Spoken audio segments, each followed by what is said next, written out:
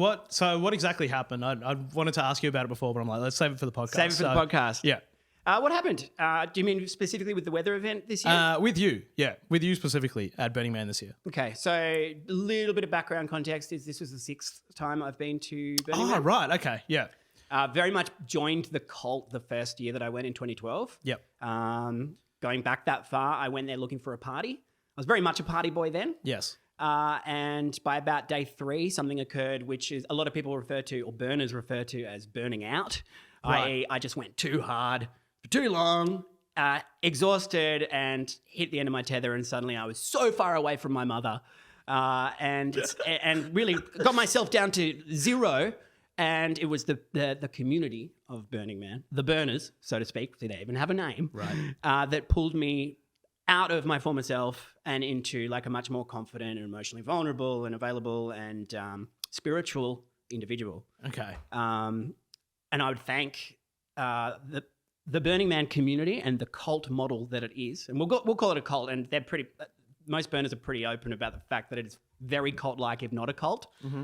I'd thank Burning Man for in enlightening me in that respect, for sure. So how long does Burning Man go for? It's the event itself is a week. Yeah. But people can be out there for like upwards of a month. So building it and deconstructing it. Okay, I was gonna say, like, does that month start when the event starts, or does it start like 2 weeks before and then the event happens and they're still there for another week? So the event occurs, and we look at this. Let's imagine this is the playa, the flat desert in Nevada. It's completely flat. There's nothing on it. It's pretty much uninhabitable. Yeah. And then slowly but surely, trucks start turning up and things start getting built. And over the course of what they call Build Week, which often extends to Build a Month, an entire city, usually between 60 and 80,000 people, resurrects. And in a place where you would die if you were on your own, suddenly 80,000 people thrive. It's so addictive. It is so addictive. And for none of the reasons that you would immediately come to mind when you think of the word addiction, although drugs are definitely a part of it as well for some people. Not for me. I was completely sober this year. And this year. yeah. Let's say that there's been some different iterations of my burn each time. Yeah. But it's so cult-like for many reasons. It was founded on 11 principles. Mm-hmm. I'm going to attempt to rattle some off. Right. Decommodification, meaning that there is no branding anywhere. So if people rock up with a U-Haul truck, they'll cover it with tape so it spells something completely different. Wow. Immediacy. So what's going on right in front of you should be your key motivator for what drags you to the next thing. Follow the right rabbit, so to speak. Mm-hmm. Civil responsibility. Radical self-reliance. That obviously came in very handy when we all got a little bit of rain on our boots. Yes. Which, fast forward to this year, essentially what you asked earlier, and I've done a massive tangent around. What happened was it started raining after I'd personally been there for Build Week as well. So this was like my 8th or 9th day there. I was totally ready for Burning Man to be over. Yeah. Sure, it just started raining. It just meant I got to hang out in a caravan with some friends for like 3 days straight, which was fucking beautiful. Yeah. It was like just another blessing on top of the blessing that was Burning Man. 3 days in a caravan with friends still sounds like a fucking nightmare for me. Yeah. But I can understand.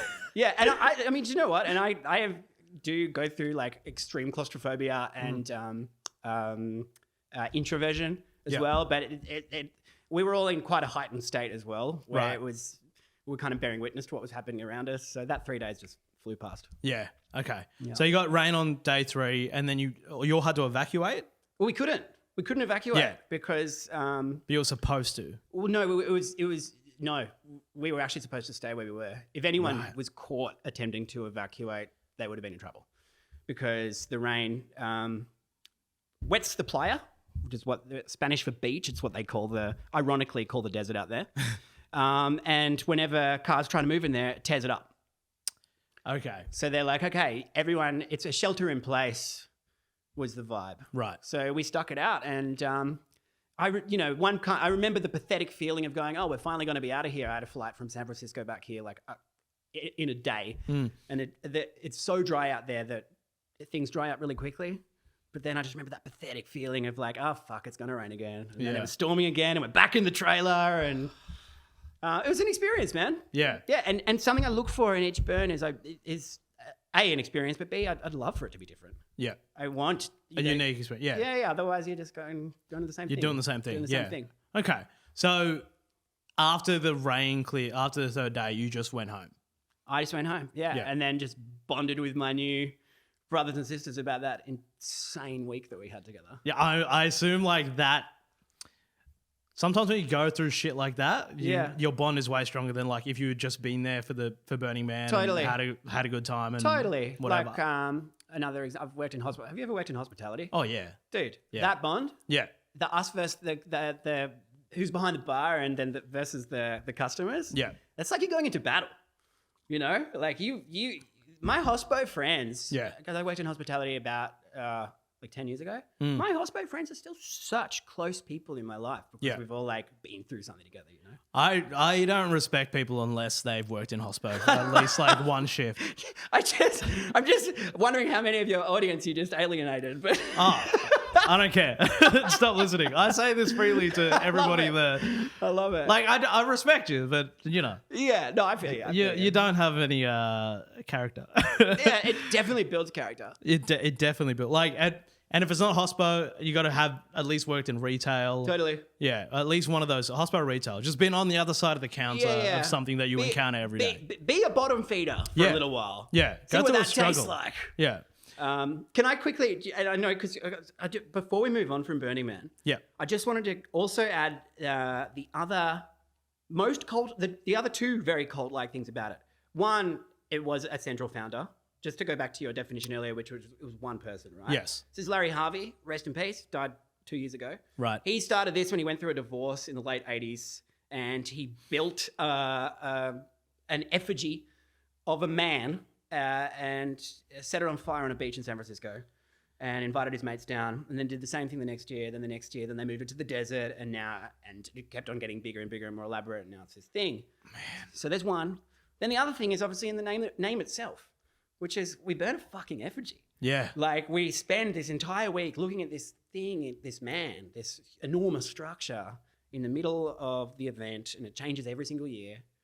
And on the very last night or the second last night, they fucking stuff it full of fireworks and blow it the fuck up. That's awesome. It's really sick. Yeah. And it's like, I don't know, I think, I'm sure we'll talk about rituals today. We will. That as a ritual is, there's something so like mammal and terrestrial. Primal. That's the word I'm looking for. There's something so primal about like 70,000 people who've just been through this amazing week together. Yeah. Who you don't have to know them by name or even face. Yeah. But you can put your arm around them and just fucking scream at this fire, this explosion, this man that you've built your entire. He's right in the middle. You've built your entire awareness of the city that you're in on your geographic location, on where he is. And suddenly he's going up in smoke and the thing is happening. It doesn't matter what your religious belief is. It's like, it's certainly a galvanizing and spiritual and human and primal moment.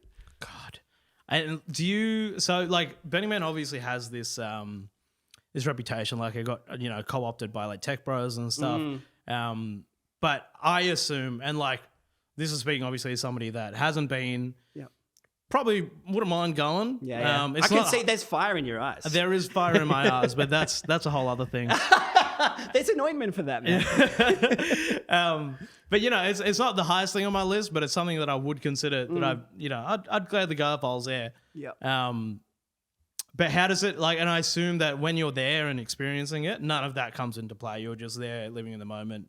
But do you have moments where you're just like where you'll meet someone and be like, fuck off. Like, you're a bit annoying. For sure. Okay, cool. For sure. Yeah. It's definitely not utopia. Yeah. It's the closest thing to utopia I've ever experienced, though. And for that reason alone, I think it's worth going. Yeah. And that's something that I think everybody should experience at least once in their life, like having that feeling, at least, right? Yeah. Yeah, there's lots of fuckheads. Yeah. Let's build